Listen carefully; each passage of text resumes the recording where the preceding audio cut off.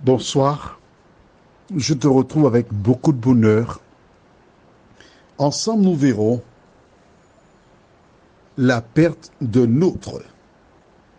Juste avant, prions. C'est vers toi, Seigneur, que nous tournons nos regards. C'est en toi que nous nous confions. Que le Saint-Esprit continue de nous éclairer et nous conduire dans de verts pâturages, nous t'en prions, au nom de Jésus et pour ta gloire éternelle. Amen.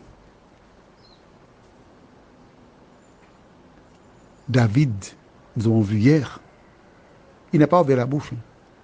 Que chacun prenne son épée en haute.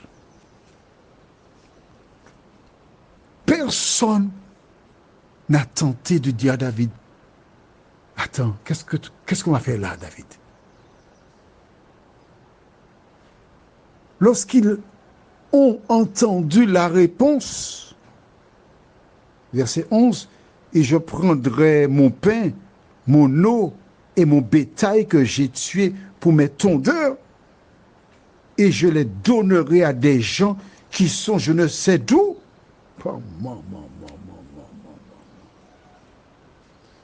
Tu sais, à chaque élection, il y a des votes. Et lors des votes, c'est toujours 75, 80.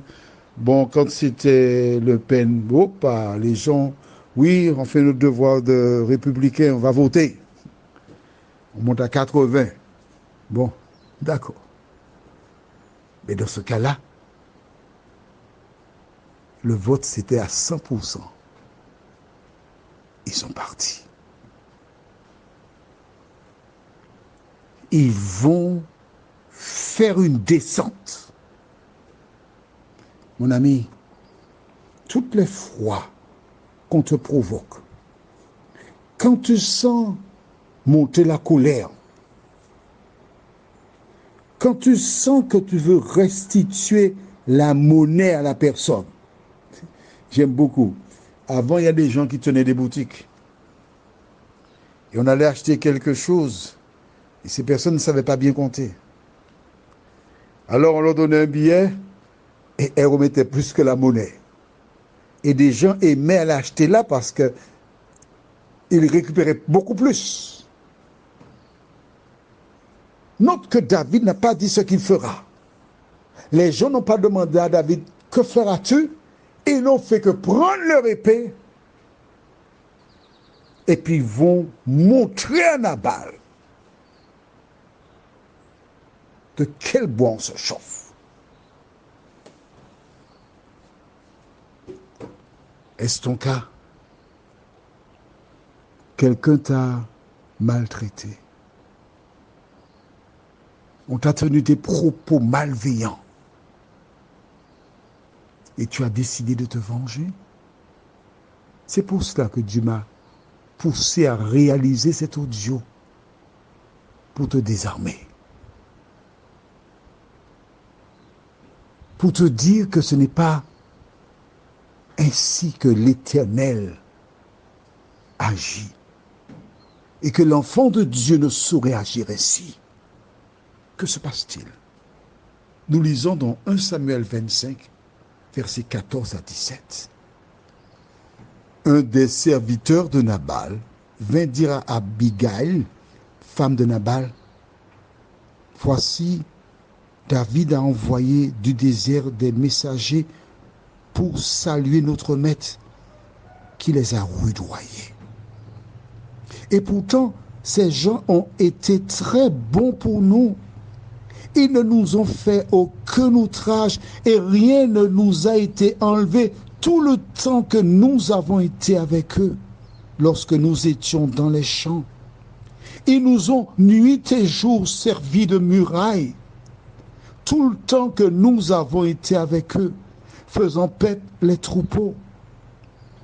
Sache maintenant et vois ce que tu as à faire, car la perte de notre maître et de toute sa maison est résolue, Et il est si méchant qu'on ose lui parler. Aux Antilles, il y a une expression que j'aime. Gardez où est ça qu'on fait, ou gardez où est ça on y pour faire. Regarde juste ce que tu dois faire. Parce que nous tous, nous sommes bons. Je te pose une question. Comment ce serviteur peut-il savoir que David viendra pour exterminer la maison de Nabal?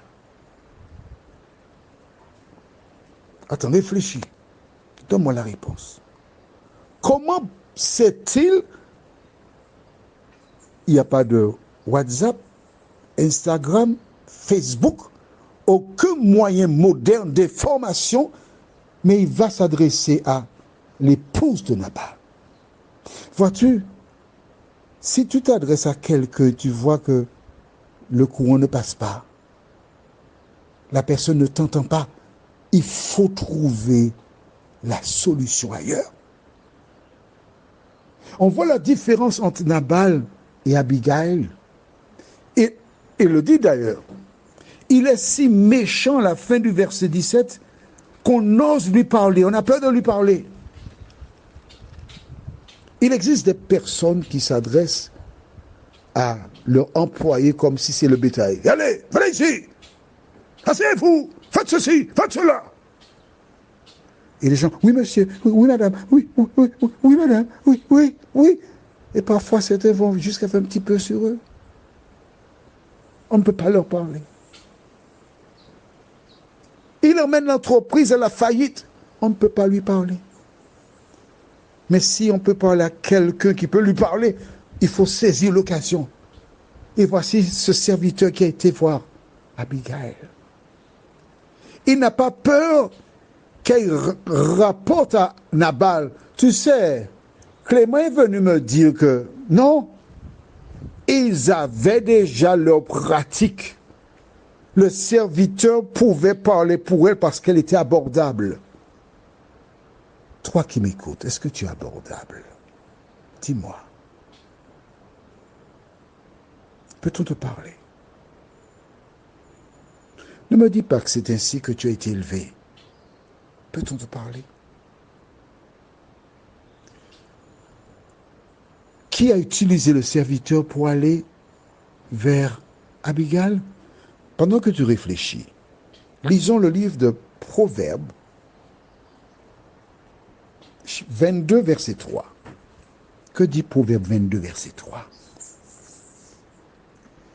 L'homme prudent voit le mal et se cache, mais les simples avancent et sont punis. Mais moi je crois que Dieu a éclairé ce serviteur qui a été vers Abigail, l'interpeller. Parce que nous avons vu, rappelle-toi, une femme qui a du bon sens. David, Dieu a jugé utile d'utiliser quelqu'un d'autre. Alors toi, tu as prévu quelque chose, de te débarrasser de quelqu'un qui a obtenu la faveur de ton épouse.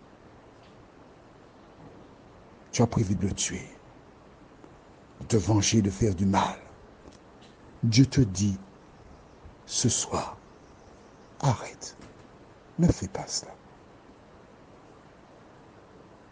Ou tu voudrais te venger autrement à l'endroit de quelqu'un qui t'a maltraité, qui t'a injurié, et tu as la haine dans ton cœur pour ces personnes.